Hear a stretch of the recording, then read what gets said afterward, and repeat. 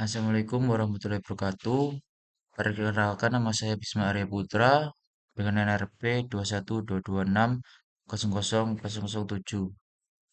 Di sini saya akan mempresentasikan tentang praktikum yang telah saya lakukan dengan judul efek echo. Langsung saja kita masuk ke apa itu efek echo. Efek echo merupakan salah satu cabang efek audio digital. Efek echo adalah efek berbasis time delay. Echo berarti gema atau gaung. Untuk dapat menciptakan efek gema ini, suara direkam ke dalam memori. Dengan melakukan proses umpan balik, maka didapatkan kesan seperti gema, di mana suara akan terdengar berulang-ulang. Lanjut, di sini ada blok diagram untuk efek echo. Di sini ada komponen Z, yaitu sebuah buffer memori yang berfungsi sebagai elemen delay. Untuk indeks M merupakan jumlah memori yang digunakan, yaitu semakin besar nilai M, maka semakin besar waktu tundaannya, atau semakin lama suara merambat dari input menuju output. Lalu, untuk menghitung lama waktu tundaan, digunakan persamaan yaitu waktu tunda sama dengan jumlah memori dibagi frekuensi sampling. Dan contoh misalnya, kita ingin menunda suara selama 2 detik.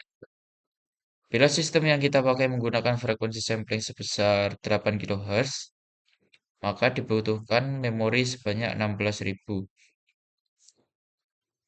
Lalu berikutnya ada teknik circular buffer.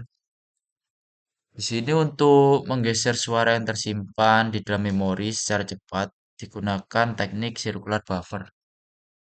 Teknik ini tidak menggeser isi memori, tetapi hanya menggunakan pointer untuk menunjuk di mana isi memori akan diambil dan di mana suara akan disimpan ke dalam memori. Karena pointer ini menunjuk lokasi memori secara berurutan dan berulang-ulang, maka seakan-akan memori yang digunakan berbentuk sirkular atau lingkaran. Untuk praktikum kali ini, peralatan yang digunakan yaitu satu unit PC dengan software Code Composer Studio, yang dimana di sini kita akan memasukkan program-program yang akan digunakan pada modul DSK 6416. Lalu peralatan yang kedua yaitu satu set DSP Starter Kit DSK 6416. Lalu satu set mikrofon dan juga satu set speaker aktif. Selanjutnya, untuk program di sini, untuk define frekuensi sampling, yaitu mendefinisikan konstanta frekuensi sampling dengan nilai 8000. Ini adalah frekuensi sampling audio dalam sampel per detik. Dalam kasus ini, frekuensinya adalah 8 kHz, yang berarti data audio akan diambil 8000 kali per detik. Lalu ada define milidetik, mendefinisikan konstanta milidetik untuk mengonversi frekuensi sampling, yaitu sampel per detik dalam satuan milidetik. Di sini untuk frekuensi samplingnya dibagi dengan 1000. Lalu frekuensi sampling dibagi 1000 berarti membagi 8000 dengan 1000 menghasilkan nilai 8.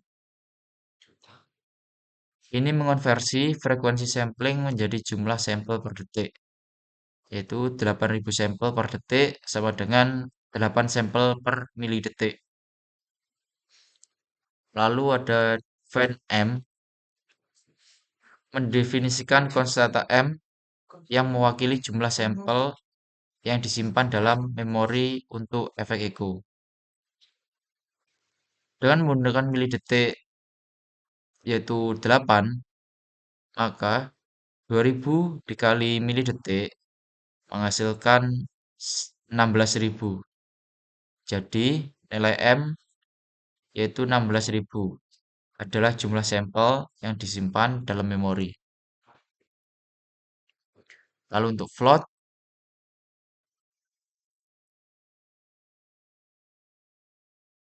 di sini digunakan untuk menyimpan nilai pecahan desimal. Yang digunakan pada praktikum ini yang akan diubah-ubah adalah untuk nilai float A1. Mendefinisikan variabel A1 sebagai tipe data float dan memberinya nilai 0,5. A1 digunakan dalam perhitungan feedback dalam efek Echo sebagai koefisien yang mengontrol seberapa besar kontribusi feedback terhadap hasil akhir sinyal. Lalu untuk hasil praktikum kemarin, yaitu saat nilai A1 diset pada 0,5, hasilnya adalah suara cepat menghilang. Lalu pada nilai 0,7, hasilnya adalah suaranya lambat lambat menghilang. Lalu saat nilainya 1, hasilnya adalah suara stabil. Lalu saat nilainya 1,2, suara semakin keras. Dan saat nilai S1 diset pada 1,5, suara semakin keras dan cepat. Lalu untuk perubahan nilai memori, saat nilai memori bernilai 3000, lama delaynya yaitu 2,5 detik. Saat nilai memorinya 5000, lama delaynya yaitu 4,2 detik. Dan saat nilai memorinya 10.000, lama delaynya mencapai 9,6 detik. Untuk kesimpulan pada praktikum atau PPT yang telah saya buat yaitu efek Echo diterapkan dengan prinsip time delay menggunakan perangkat DSP starter kit DSK6416 dan teknik circular buffer. Dua parameter utama yang diuji adalah gain A1 dan jumlah memori yaitu M. Saat nilai A1 kurang dari 1, menghasilkan efek gema halus. Saat A1 sama dengan 1, menciptakan gema stabil untuk ruang besar. Sementara A1 lebih dari 1, dapat menyebabkan distorsi. Pengujian jumlah memori menunjukkan bahwa memori kecil menghasilkan delay pendek.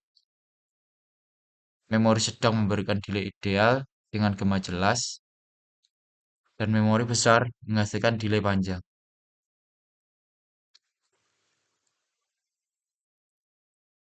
Mungkin itu saja dari saya. Terima kasih untuk perhatiannya. Wassalamualaikum warahmatullahi wabarakatuh.